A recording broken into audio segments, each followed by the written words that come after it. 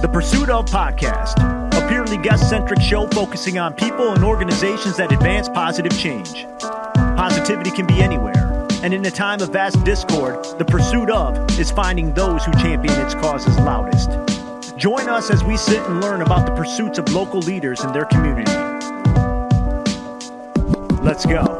Hello, good people, and welcome to the Pursuit of Podcast, where it's truly not us, it's you. I'm Ryan Buck, Artist Development, New Leonard Media. With me is the boss, Mark Wilson, President, New Leonard Media. How are you, sir? Hi, Ryan. I'm doing great. I got a new hat today as a gift. Yeah, that is way too much about us, truly. But more importantly, our guest today is Dana Black, podcaster, actor, producer, TEDx speaking coach, lover of croissants. It's true. That was the bit. Come on. No, I wasn't. I told you. I was like, come on. Expectations may have been way higher. 6 more minutes of that. It's a cute hat. It's, you know. This ain't even the one I got for free, actually. Yeah, it was fun. Nice it was hat. a good morning.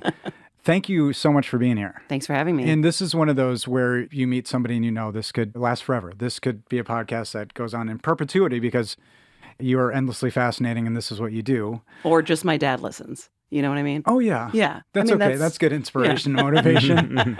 Well, I'll start with the question I've started asking recently, and it may sound kind of corny to do that, but let's say you're at a gathering of some sort. It's could maybe professional or it's a party. We're doing that now. We're back into that swing. And somebody asks you, what do you do? What's your response? Ugh. Really? See? Oh, my God. What do I do? That's fascinating. Well, I think as an actor or as an artist, I mean, we're constantly questioning what we do, I feel like. And especially now, like I wear many hats. So I'm like, what is the thing that So is the better question, do? what makes you happy? Should we replace what do you do in a party with what makes you happy? Gin and tonics, right? If I'm having a gin and tonic at the party, then it'd probably be easier to say what it is You're that I just do. going to Brick Tamlin it. You're looking at whatever you're seeing and saying you love it. What I do. Yeah, what do you do? Yeah. I am a podcaster. That is something I do. I started a podcast called I Swear on My Mother's Grave.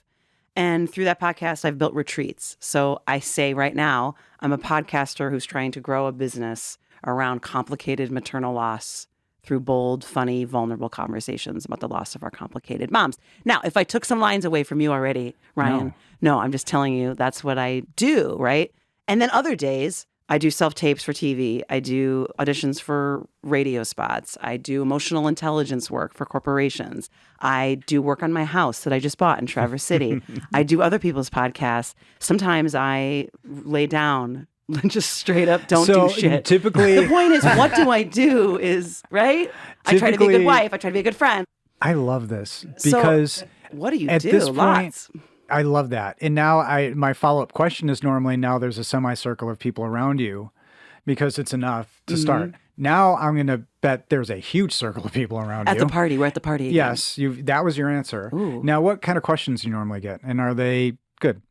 God, that's a great question. I love that. I like seeing the people around me. Where it's a fancy party, right? I We're mean, dressed. what you just said, like, what do you do? Maybe a gala. Was enough. And a bunch of people were like, I'm going to get in on this. And so after that. Almost everybody will say something about their mom or relation to loss. If I bring up the podcast first, or especially if I bring up the retreat, people want to know more about that. And they want to know, are you going to do retreats up in Traverse City? How long have you been doing them? I'd love to come on your show. These are also comments I get. Right. But I have a dead dad. You know, they're being sassy, but they're trying to say like, sure. I haven't lost my mom, but I've lost this person in my life. Or I just want to come on your show and talk to you about legacy and children and storytelling and life. But I'm lucky my mom is still here. So that's what they really talk to me about. And then when it's TV and film, people are like, what can I see you on? And all the bullshit of like, what have you ever been in Broadway? Right, because we only quantify success through the different stratospheres. That's funny that you say that. Because, just like you, like how many famous musicians have come into the studio. That's what they want to know, right? Or actors. So if I say that, like, oh, somebody came in to do ADR for a WB show, that will make my father-in-law go, wow, sounds like your business is doing of course. It's like, well, that was a couple days. Like, but any of my larger long-term contracts, like people are like, who? They do what? Yeah. I think now that I moved up here, I used to live in Chicago, which we'll talk about, but like now I live in Traverse. And so if I said that at a party here or at Farm Club, that I'm an actor, they're like, what are you going to do up here? Is there a lot of work up here for you? Is there stuff you can do? Yeah. They're more like, oh, you left Chicago to come here. They're more concerned that they're you worried made about a me. tragic career Yeah, choice. they're worried about me. No, they're just like, yeah, or are you going to work at the Old Town Playhouse? Or they want to give me options. Yeah. It's very, they want to support. Oh, you're going to go sweet. teach out at the Arts Academy. Right. Which one? Interlochen? Yeah. Or, Of course, the one time at There's an band camp. assumption if you're... Yeah, right. They assume that's what you're going to do. Well, so I think that's what people would say. Let's say that they hone in on podcasting because, what you said, and that led to a bunch of different things. The word retreat came up. The word maternal came up, and the way you articulated it is really great. But I'm going to start by focusing on the fact that you have a really, really tremendous podcast called I Swear on My Mother's Grave. Thank you. And the check's in the mail, Ryan. Well, you know what? And I know there's decorum about like how much we should praise one another, but I believe in sincere praise. So I've listened to Smartless. You can gas me up, all right? Yeah, you know what I mean? Those guys are like, everyone's just like loving on each. I'm like, we get it. Everyone's hugging each other. I love it, and it's you. fantastic. And I want to ask you right off the bat, how is it so good right out the gate? You're good, Ryan. Because it was right out the gate. It wasn't a lot of podcasts, if I may elaborate, evolve or they find their voice. Your podcast was stellar from episode 1. I mean, I disagree. There's parts of it that I look back and I go, that could have been better. We all do. As artists, I see myself on TV, whatever. We're hard on ourselves. So there are moments where I was like, that isn't great. But the truth, and I'll say what somebody said to me, when that show came out and people were like, your show sounds so professional. It's so good. Why does it sound like an NPR show? Or you're incredible. I told my editor that, which was so nice to hear. This was during the pandemic. Like this podcast came out during the depth of the pandemic. And I told my editor that, who's a professional audio engineer, runs a company for film and audio. I'm a SAG-AFTRA union performer of 20 years of experience of, I have empathy. I love storytelling. I have incredible artists as my guests and people. I was like, what do you mean it sounds homegrown? We're pros. Like, it almost was like, we should be doing this work, right? Yeah, like what did you expect? It was almost your built pressure for me, right? Was like because of all the things you said, it had to be that good. It was like, come on, we got to make this sound good. Because I also believe audio will kill bad audio, as you both know, will turn anyone off. And again, and I should give myself credit. I mean, again, like, I don't think everybody can listen and be empathetic. So I do want to say, like, that is a superpower of mine to be able to hold space for other people. And I knew that. And levity is a power of mine through grief, humor, being vulnerable, being kind of sassy, saying shit that people aren't saying. Like, that is a superpower. But I couldn't have done any of that without an editor. I have a graphic designer. I bought a $600 mic. I'll be real about it. Well, Do you know what I mean? Altruistic because I went for it. You thank so many people out my the bat. therapist. You thank, and it's customized, but it feels genuine and it's very real. Yeah. Because I think a lot of podcasters really want that perception that it's on their shoulders. And immediately you thank everybody else save for yourself. Which, I'll just thank you for your work. Yeah, no here, way. So it's recorded. I couldn't do any of it without I my best almost wanted friend to answer it for you as he was asking. It's just like, well, it has a focus. Right. And it was well thought out before even starting. I mean, it wasn't totally thought out because I didn't know what I was making. And I wasn't a huge fan of I wasn't like a podcast fanatic. So to be honest, I did interviews and then I was like, let's see what this is. I just got on Zoom with people, made sure we had good audio, but I didn't know what it was going to really be. And I also gave myself the permission at any time to change the format. And I believe once I started growing my listeners and people trusted me, which I think anybody knows in the podcasting world, if your audience trusts you, you can do anything you want. Mm-hmm. And so I still want to keep messing with the format if I keep continuing. But we'll get into that, I'm sure, later. Podcasting's a lot of work and podcasting's a lot of money. Anyway, next. Well, because you are an artist, and we'll put that in context because it's so good. And I think you explained this, but are you somebody who envisions success? Like, did you see receiving your People's Choice Podcast Award or the Obama's people reaching out to you and saying, we think you need Barack in your sphere. He should be a guest on his show. He's lost his mom. Right. Did you envision it like that, or did you envision it day by day? I envisioned it day by day, but the more I did it and the more work it is, the more money it costs, the ego creeps in, and the ego is like, am I doing this as a passion project? Am I doing this as a hobby? What am I doing? What is the end result? Right. And that is still hard for me. I want to create content that helps me, which it's doing. It's healing other people. But I dream of, like, I want to get a podcast agent or pitch to other networks, get acquired, but I also know that's really hard. And like, well, you also did want merch before your first episode. I did. And was it your yeah. husband who said maybe do one first? Yes. My husband was like, maybe you should like record a conversation before you get bags made. I was like, I need mugs, and then I want to pitch like Sarah Silverman and Anderson Cooper, and he was like, maybe you should just do an episode. But you know what I mean? Every band since the beginning of time, I'm sure, since the beginning of recording, has done the same thing. They haven't recorded anything yet, but like, you got and he's like, merch. maybe you should slow down, right? So what you needed was a recorder, a photo of your mom, and a lake. Yeah, that's right. Good job. That's what you used. Yeah. So I talked into my voice memo app on my phone at a lake on the anniversary of my mom's death about her. And that was how I started. Now, was that an exercise due to any training that you received as an actor, or was that something you just did as a person? That's what I felt like doing. I think for me, even before the pandemic, I was feeling like I don't know if I want to keep acting because I didn't want to play just other people. I wanted to start like figuring out how to talk in my voice. So doing storytelling, which I do, just speaking in my voice, using my words. And I think that was an exercise of taking something, my phone or a microphone, and just speaking into it in my voice with my humor, with my style of how I grieve, and then playing it back because you get to hear your own voice back to you and see where you might like get emotional or where you might feel there's room for breath in that beat. And so hearing that back for myself was like, oh, I should talk to other people. And then when they hear this back, they're going to hear their voice reflected in a year from now, 2 years from now, or a month from now about what they said. And in that moment in time, because I think a podcast is just, especially mine, is just a moment in time about where they are right now in that grief process. It's going to shift and change forever. But that conversation is just that moment in time for them in terms of their loss. But yeah, I loved just using my phone as the mic. I didn't have to have fancy equipment. I was by myself. But that first one, were you performing or were you talking to that photo? I was just talking to that photo, to my mom. And well, no, I think I was talking about my mom in that photo. Yeah, what she looks like. I was describing it on the mic.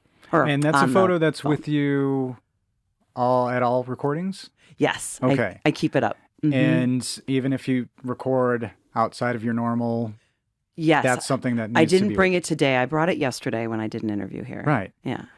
Now, this pursuit became something because you had a story to tell. You had things that needed to get out, and you were getting a little tired from acting. Can you kind of speak to that? Because, maybe that's not a relatable premise to some people. Like, oh, this actor's tired of acting.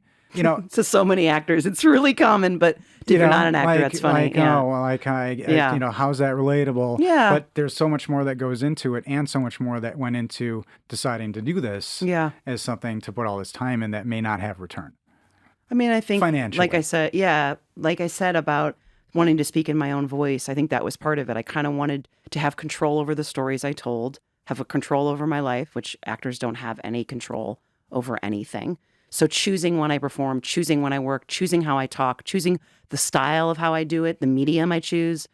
This podcast and this pandemic, which the pandemic was not a gift. It was a horrible collection of grief for the whole planet. It was horrible. But that time, that quietness, that slowing down, getting next to my Spanx in my closet, talking to other people about their moms was this incredible gift. And as an artist for Dana, as a storyteller, oh my God, I'm like really proud of this thing was just born of the pandemic, and I might never have done it if I hadn't have been forced to slow down. Right. And I think, actors just don't have a lot of control over our lives. And I wanted to dictate what I was putting out into the world. And again, I'm not making money yet on the retreats or some income. So I'm not making money through the podcast yet. So it isn't like, I traded off this career where I wasn't making a living. But I knew that I couldn't just rely on acting for me. And I didn't want to be resentful of the entire industry. I wanted to still love it. I wanted to step away for a minute. I mean, I still act. I still go out for TV film, but I stepped away from theater for sure. It was hard, but whatever. I can go back at any time. That's a part of it that I think, is fascinating. I have a daughter who acts, and acting is more than movies. Yeah. Acting is theater. Acting is a grind. It could be putting on a play in a basement that may or may not be up to code. Yeah. I mean, I think there's some nobility in that. Yeah. I love that Jamie Lee Curtis, I don't think it was the Oscars. It might have been the SAG Awards or the Emmys or the Golden Globe. I don't know. But she talked about how I know a lot of you might be watching this and being like sad that you don't get to do this because it is a luxury, even for her. She's saying getting to work, to be in a room, to collaborate, to be on set. It's rare when it happens. And I know so many of you, she said out there in the audience, aren't getting to do this right now, you know? And it is. It's true. Like when we get to work, it's such a joy. What a gift. That's the kind of thing rare that reignites your love of, or your belief in movies and your belief that there are people out there that are real. Yeah. No matter their circumstances. You could be jealous of their financial status. Right. But they are demonstrating that they're doing it for the real things and that they do care about others. Yeah. And so many kids should know that, or younger people coming up, that there's so many ways to act that are not on a stage or behind a camera. Like I said, I do this emotional intelligence work with companies where I teach people about EI and how to have sympathy and vulnerability and how to connect. There's ways to be, you can work in hospitals doing standardized patient work. You could work inside a theater. Like I worked inside a large theater and I was an administrator, but like I'm still around the theater all day long. And then I went. Goodman Theater. Can that's we right. Is that a plug? Goodman, okay. Yeah. It's such a beautiful, from a it's fellow so Chicagoan. In Chicago. And that's the thing. When you reminisce, there are some amazing things about it. Yeah. If you think back as early as you can kind of articulate these concepts and you can kind of frame this however you like, what was for you the dream, the plan, and the reality? So much time do we have? And where's that gin and tonic? Come on. Come on, Mark. It's 5 o'clock somewhere, literally here. This is water. We'll have to order. What was the plan? The dream, the plan, and the reality. The dream, the plan, and the reality. Is this hard for a lot of people? Is this a tough one? It's interesting because it's answered in different ways. Yeah. It's rarely answered directly. Yeah, that's hard. The dream. Maybe it's got to go. We live and we learn. You know? Yeah, it's maybe tough. we do. If a professional can tell me that this is a speed bump, we can actually move fast.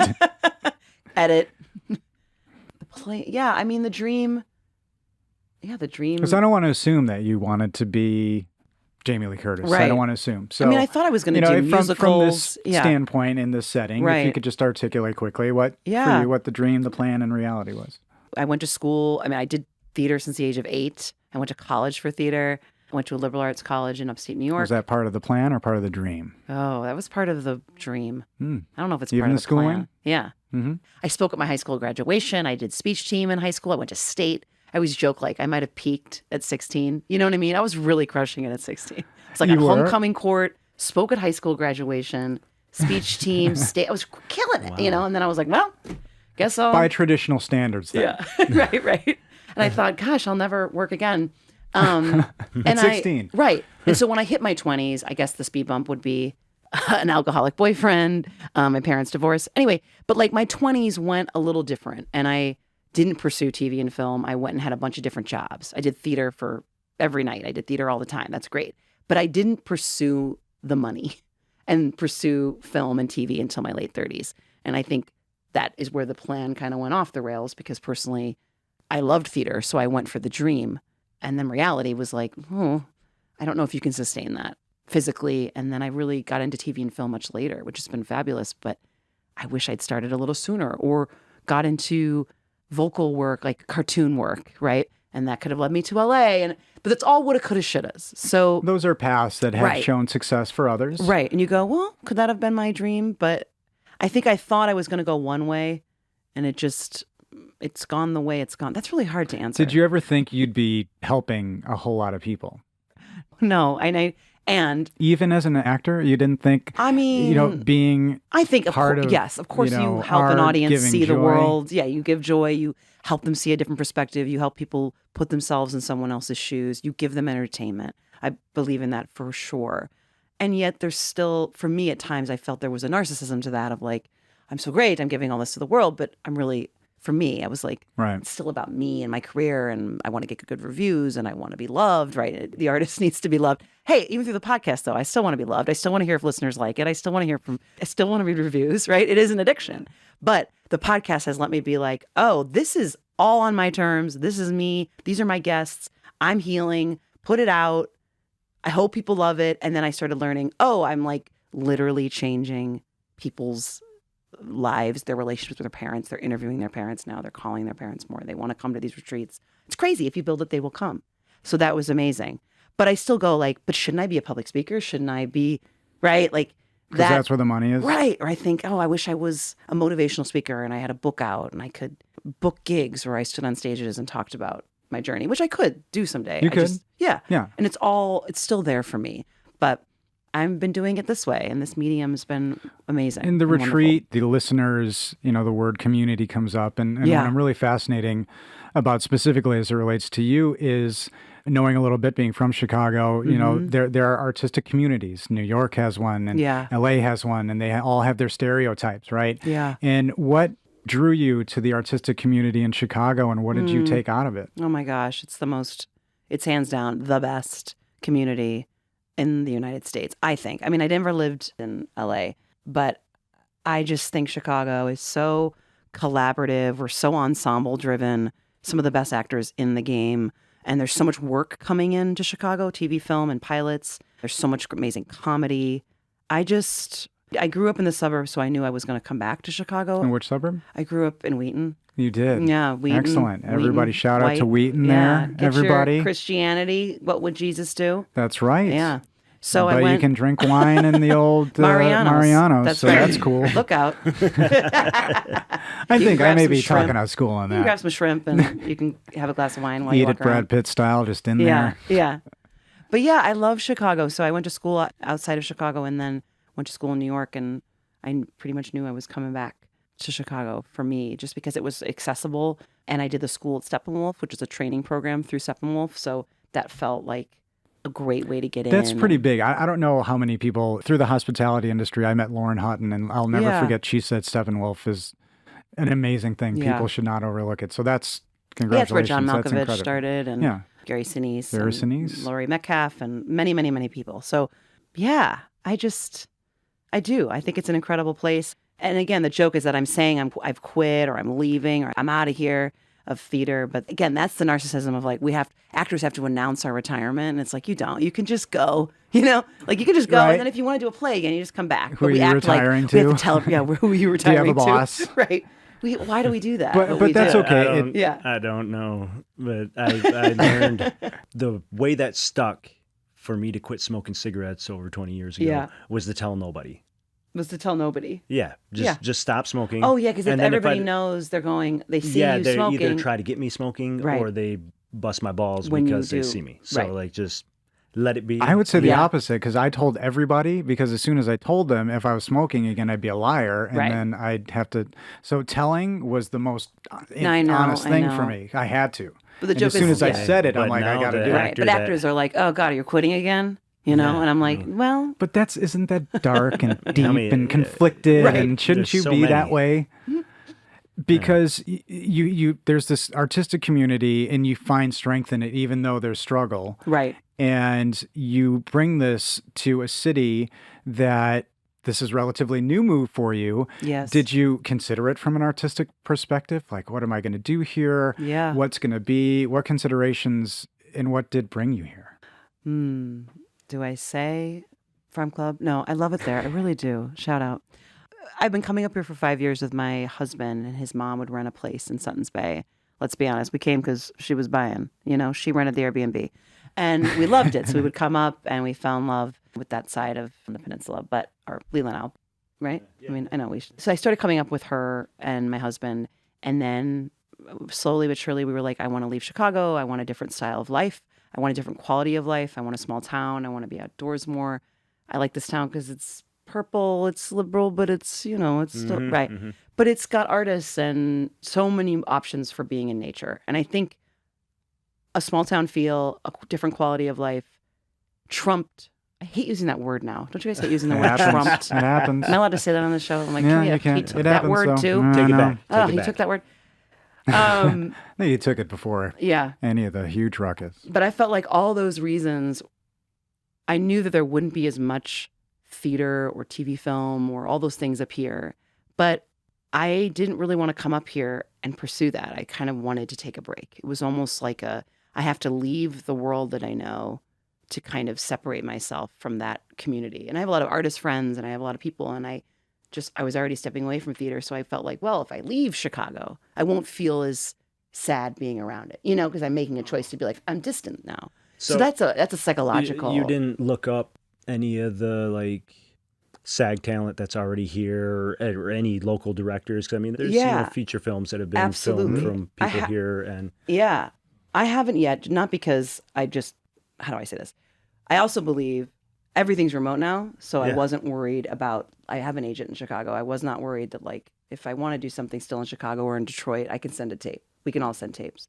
So eventually I was like, when I get settled here, which I literally just got here like 6 months ago, then I would love to talk to those people in those communities. Yeah. But of course, I'm talking more theater. When I'm talking about this, I'm more referring to like live shows for me. And I'd love to do storytelling with like Her Story. They sound amazing. Oh, and okay. Yeah, it's an organization that does storytelling. Yeah. I'd love to start my own potentially. And I mean, I found you. I was here. Yeah. I was renting a place. I found you in 6 days. I mean, I was been up here for 6 days. And I needed to interview Peter Sagal from Wait, Don't Tell Me. And I found you. And I Googled you. And I was like, I need a recording studio. And to be honest, there were a couple options. It wasn't like you were the only one. They were the best. And you were my favorite. And I just trusted your... Sweet. This is not a plug, but that was a good sign that I was like, oh, I know I can find the artist when I need to find... And since then, I've met Parallel 45 people. I mean, there's lots... Yeah. And I have friends who worked at Interlochen. It's here. Yeah. But... I also knew but I'm not sure I wanted to work inside an arts institution because I worked inside one. Yep. You know, so I'm constantly like questioning. I already did that, or I already did that. I already did that. So what's next? Like truthfully, I think I'd rather, like, I'm going to become a big brother, big sister. In about a week, I'm going to get paired. I'd rather do that. I'd rather pick up litter on the peninsula, like be part of an organization that goes out and than do a play. So that's the truth. Okay. That's partly why I came. It was like, I want an expansion of myself. Wow, that was a long answer. No, that was a wonderful answer. I plugged a lot of people there. That was a big brother plug. I almost brought in my own shameless plug just based on the amount of talent that is attracted here in the summertime.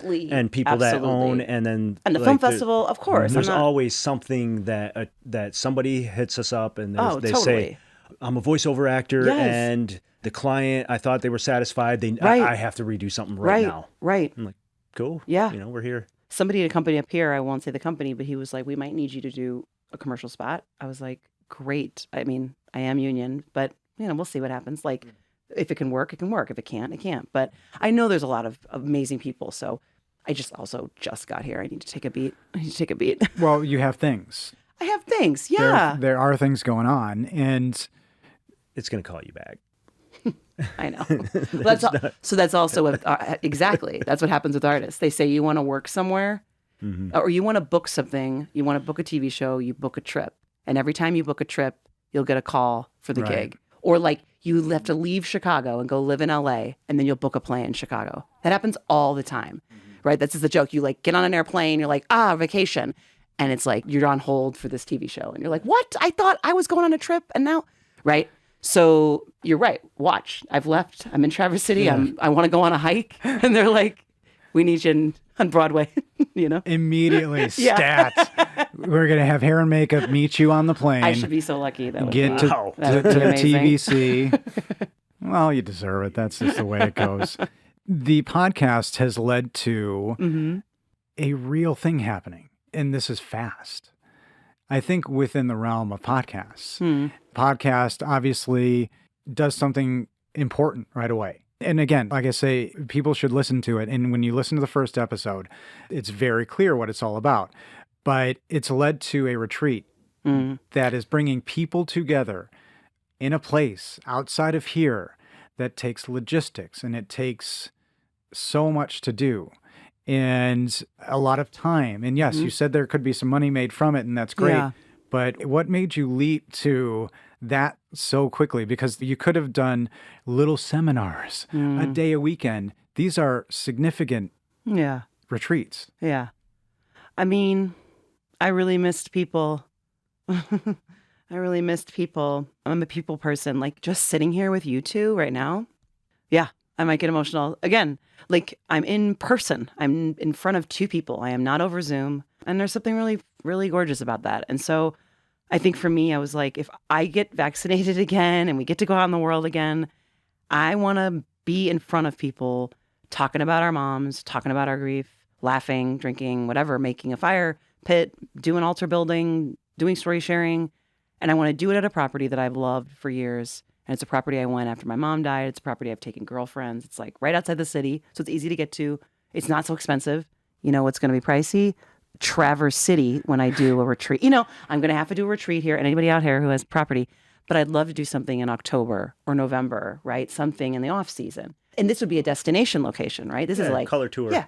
Oh my God, that'd be amazing. The Tunnel of Trees time. Off season is getting shorter and shorter. Yeah, I know. In our fair little town, but I know. you know. I know. But I feel like if I can bring it up here, what a joy. So Our that's next hospitality guy, I'll tell you some insider great. stuff. Yes, I love that. Yeah, I'll I help love you that. plan your next thing for free. Great. Yeah, I mean, I think I just wanted to be in person, and I thought it was a way to make some money, but that wasn't the goal. Did at anybody all. tell you this is a big leap too fast? No one. Everyone. I did a brainstorming with some friends. There were a lot of options on the table of what's the next step for me, and the only thing everybody agreed on was I want to make oracle cards. It's a whole thing as merchandise. These like decks of cards. They're really fun for Mother's Grave to sell. That everyone was like, do that. That's fun. That's so you, Dana. You love oracle decks. They're part of the retreat. But then they said, and the next step, the retreat is ripe. Ripe means it's ready, it's easy, and it's joyful. It's not easy. Again, I should also be clear, like I'm really honest, and so I should be honest here that like that's privilege. I was able, because of my mom's death, to have some money come to me. I'm really real about that. Podcasting is expensive, and not everybody can afford an editor. And even though everyone should have an editor, I 100% believe it. I don't think you should start a podcast unless you have one. But I inherited some money, and that allowed me to rent that space, you know, because I had to rent it first, and then hopefully money will come. So I was taking a risk, of course. But I just knew if you build it, people will come, and I watched it happen in real time. So that was really sweet. Now, is it sold out for my next one? No. And I got to hustle really hard on this next one to get it sold. It's more expensive. It's longer. And, you know, every year we don't know what's going on with the economy. We're watching people struggle and companies struggle and layoffs. So I don't know what's going to happen. But I also believe if somebody wants something and needs something and is craving something in their life, like this retreat experience, they'll find the money. And we're also doing a donation for this next. We'll get to that, but we're doing a scholarship for someone. But awesome. Anyway, Nice. But yes. What does that retreat take from you, and what does it give to you? It takes from me a lot of logistical work. It's website building. It's newsletter writing. It takes the brain power. It takes admin work, and it takes. You're an artist. Do you love that? I love that. I do. I do love you that. Are the I'm paradox. Weird. I know. I love responding to emails. I know. Right? I know. I kind of love that stuff. But it takes courage. It takes like optimism. It takes putting myself front and center to like tell my story so that I hope other people will come along for the ride. I was a participant in the last retreat. Like I used my mom's ashes. Like they were part of we did this activity with objects, and I brought my mom to the table. Like I wasn't just the hair club president. I was also a client. Like the joke of like, I produced this thing, I created it, but like I was also part of some activities. But will that continue every year? No. But it was the first one. So I was like part of this grieving experience. And then it gives me community. It gives me rest. It gives me a sense of purpose.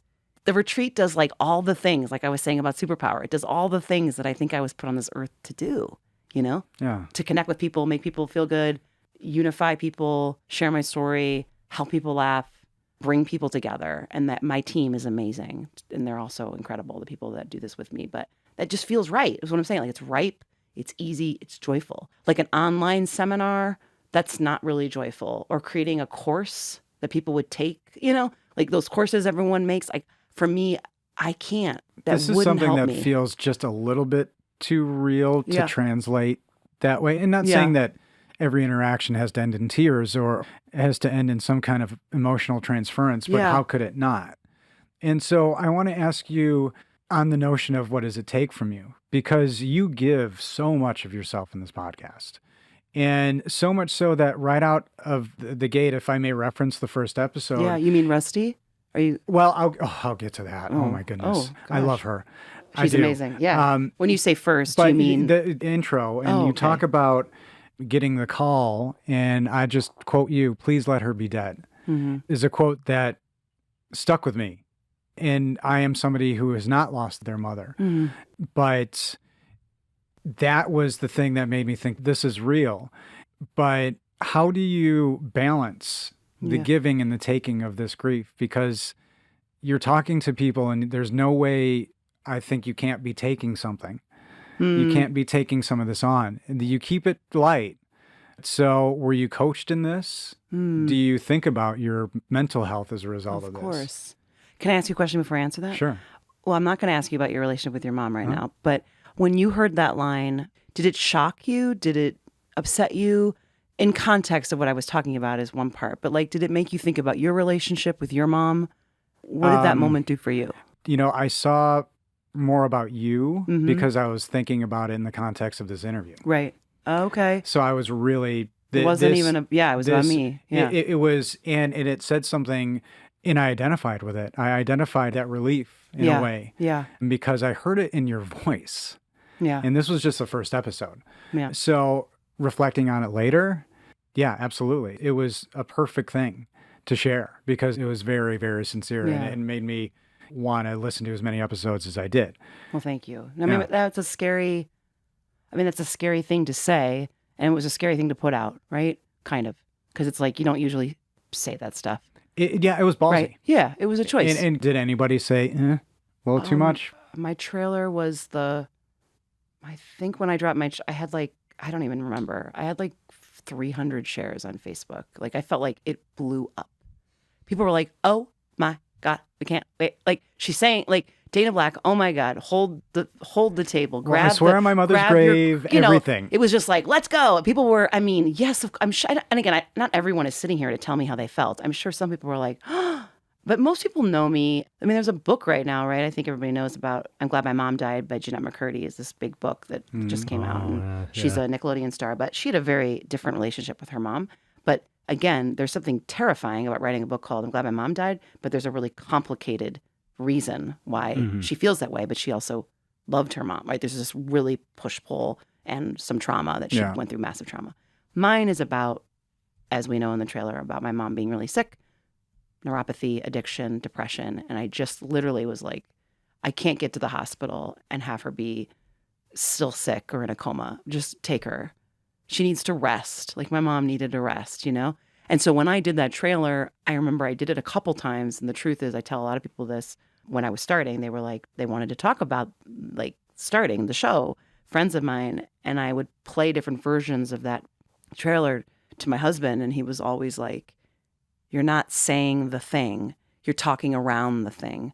Just say it. Tell us what you felt. Tell us the true meaning behind what it felt like to acknowledge that you wanted your mom to die. And I was like, well, I might need to just say it. And he was like, the joke is that he's always like, give it another pass. Like any closers I do or intros, he's like, one more time. And then you share incredible. With him? Oh, yeah. Is he your first go-to or is he your last go-to? He would say, please, Lord, let her go to someone else at this point. You know what I mean? I'm always going to him. And he's got an incredible mind, incredible heart. He's really smart. So he's good at being like, you're so close. But that isn't like, it's too convoluted. And when it gets tense, do you ever have to throw your training in his face? Like, excuse me? Excuse me. Who here went? No. So do you get the final say or do you acquiesce? No, I just need a sounding board, but it's also COVID. There's nobody else in the house. So I had to go to him a lot. That's what I mean. Well, thinking about. And my editor, of course, but. Your guests. Yeah. What is your approach on getting guests and securing guests? And did you have an idea of how you wanted it to go and flow? Yeah, I think because a lot of friends, you have a network. There are people you know. Yeah, I started a spreadsheet of people that were my dream guests, like Governor Pritzker. I still really want the governor of Illinois to come on my show. He used his mom in a lot of his campaign ads, the loss of his mom when he was really young, but it never happened.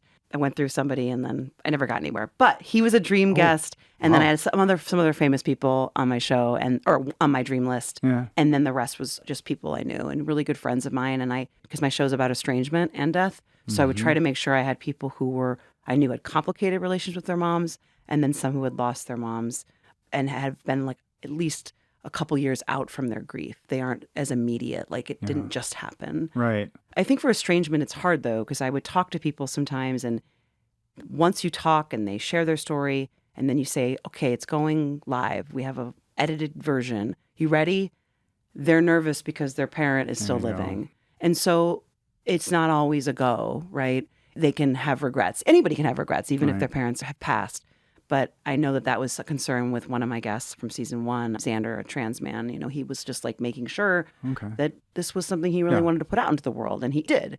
But ultimately, in that episode is one of my favorites. So, it's tremendous. Oh, you're the best. It is. I should hire you to just do my. There's a delivery and a balance that's really good. In your lineup of guests is not only unique, but just the tone of their voice, how you get different things out of them is really great. Thank you. And you're always wondering what's going to come next. You know, what kind of curiosity. So on that note, were you looking for a Marc Maron moment ever? Did you think like what is a Marc Maron moment? Tell me what that means. Todd Glass came out as homosexual on I think on that WTF podcast, and so it was a moment that was really positive. But any kind of like, of course, I want them to revelation or anything. I want to. Like my mom's really not right. Not my mom's here. She's here. She's alive. Here she comes out the closet. Were you looking for something really huge, or was just enough the conversation? Was it just to share and to have this connection? Yes.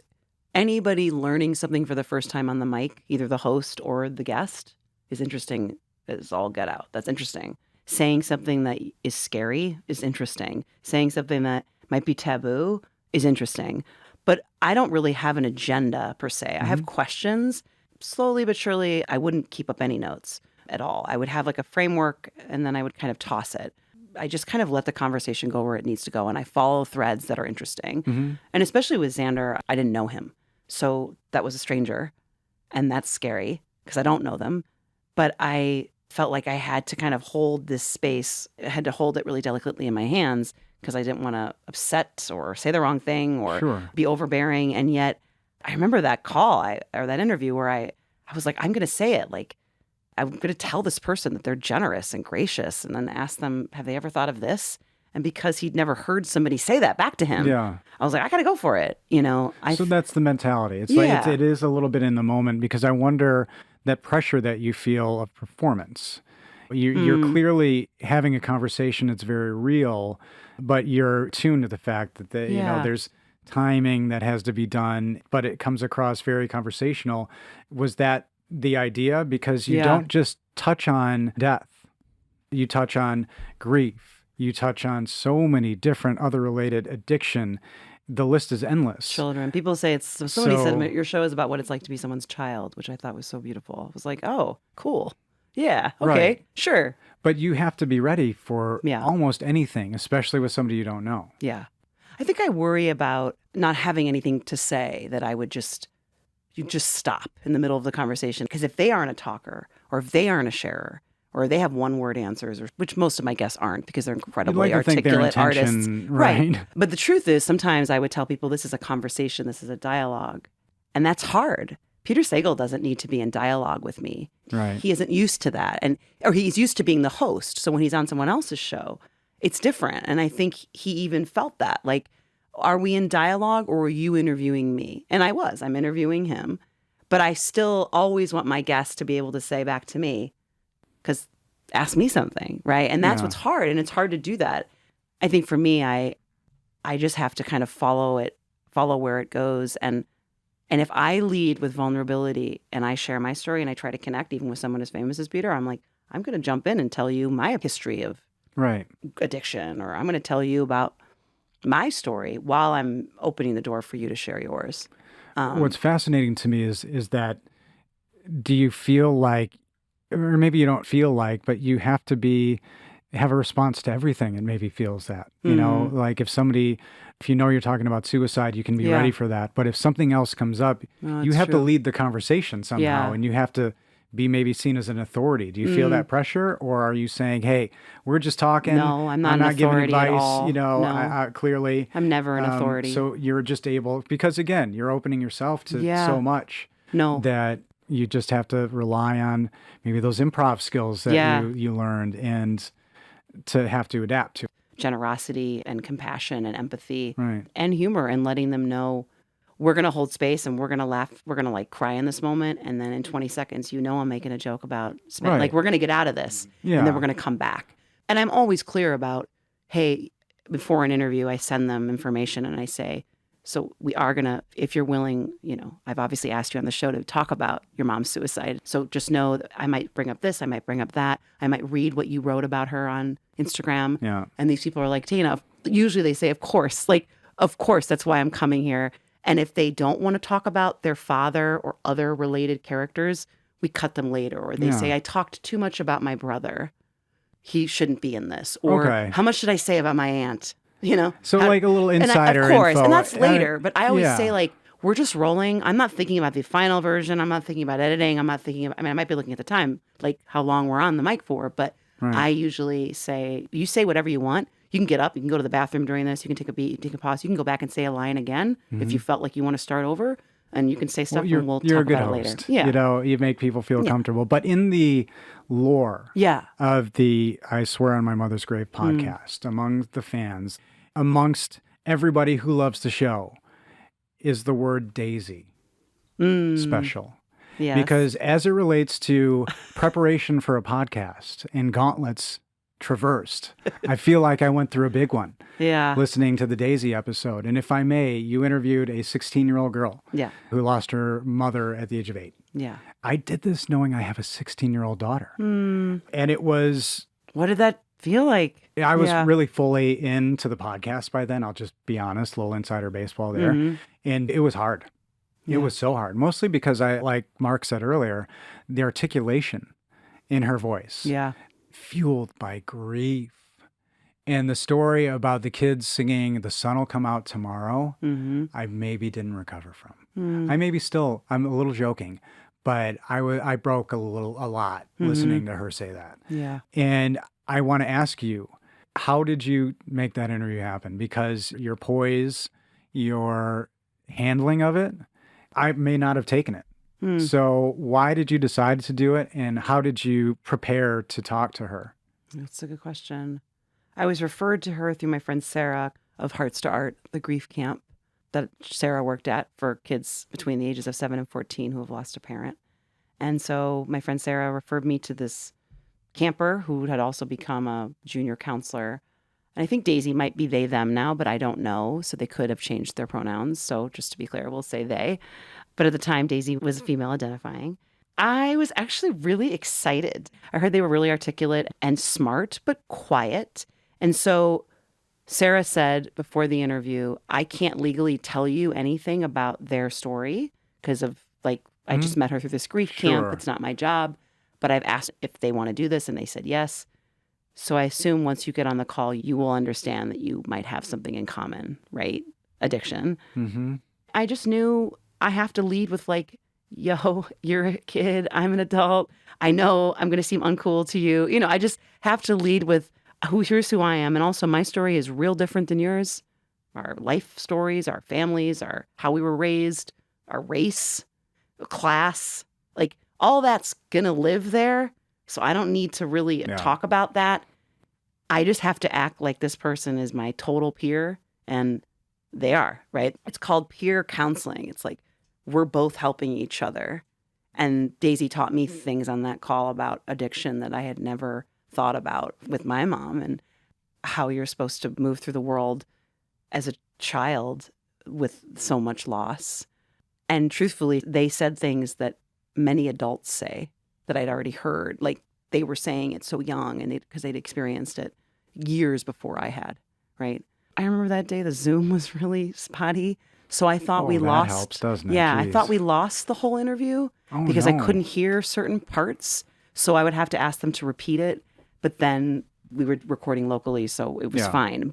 And then my editor did God's work. I said, let's make it short so that it's compressed. It's a tighter. It's a little shorter than most. 35 minutes. Yeah. And I just kind of let Daisy's wisdom guide where I was going. I don't have a lot of pre-planned things. And I wanted them to share their mom's photo with me on the mic, and they did. And that was beautiful. Yeah. So, thanks. Yeah, I'm very fascinated because the concept came up with my own daughter about sharing grief versus burdening people with it. She mentioned she doesn't talk about certain things because she doesn't want to burden her friends with things, although she takes everything on. So I'm seeing these traits. What are your thoughts on that? Burdening? That it can be a burden. because I read the description of Daisy's episode. I knew full well what I was going into. Right. And I'm very glad that I listened to it. It was wonderful. And it's helpful to hear like the teachers were telling them you have to make Mother's Day cards. Even if you haven't like what? First of all, that's wrong. Okay, the anger that you're and I was angry for her. It's horrible. Through you. Horrible. You were like, what? Who am I going to call? Right, and the things people say to just me, and I can process it at 43. How old am I? 42. I can process weird comments coming at me or people not being aware that I might have lost a parent. But this is a 16-year-old, or she lost her mom at 8. And they were so self-aware to still be able to articulate like, no, look alive, be more conscious of how you're speaking to a child going through grief. And then I went and worked at that camp, which was amazing. I went and worked at it the next summer. So I got to meet other campers and then see Daisy in person, which I'd never met. So yeah, I never met Daisy. She's still a Harry Potter fan? I don't know. Right. I don't know. Stages. If we're looking at, Well, you've done so much, and you've concluded season 2. Yes. What's next? Can I ask that? How far did you get into this podcast? Did you go all the way? All the way. Did you finish this? I didn't listen to it's amazing. The last. I've listened to a lot of them. Jeez. Yeah. It's incredible. Yeah. It's incredible. That's so cool. It's really good. Yeah. I said. You're so sweet. and I wouldn't, I know there's decorum on a podcast. I'm supposed to say it's good. It's really, really good. No, thank so you. Tell everybody should listen to it. Yeah, great. Maybe not your child yet. There's some episodes I would absolutely share with my child. Which ones? Daisy's for I was going sure. to say, would Daisy be one? 100%. It's where it'd start. Wow. Oh, yeah. Oh, man. What's next? I don't know. I have to decide if I'm coming back with a 3rd season. So that's my answer. I don't know. I feel like I should and I need to, and I have to make sure I want to. Yeah. I also feel really guilty when I can't talk to everybody. And right now I have a spreadsheet of like 80 people who either want to talk to me or I want to talk to or I've thought about or famous people I want to pitch.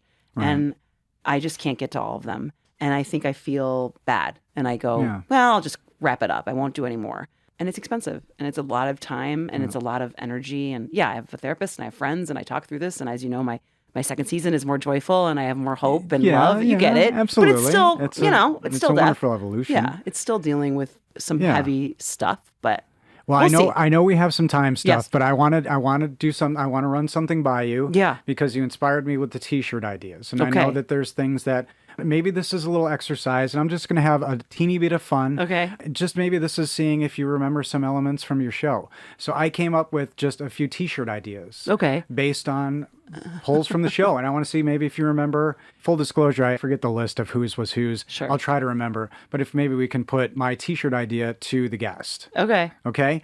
So my first idea for a T-shirt, and I don't have a graphic for it. Maybe it's just lettering: missionary of feminist proportions. Oh. Missionary of feminist proportions. Oh, Caitlin. I think yes, it was. Yes. All right. I have. This is just a photo. It's a photo of a dog with Bob Barker's face on it. Oh, and her mom passed away. That was an episode I did with someone whose mom had dementia and she was living in a home, but she passed away last year. Oh my goodness. But that was so much fun. Yeah. We got to go sing outside her mom's, You did? Yeah, we would sing at the windows because of COVID. I know. Yes, that's a wonderful episode as well. All right, just got a few more. Yeah. Here's one. The image is I'm stealing all of these. Of a woman passed out on a grave near a whiskey bottle, and the caption is, "Don't do this again." Oh, I think that's Caitlin too. Yeah.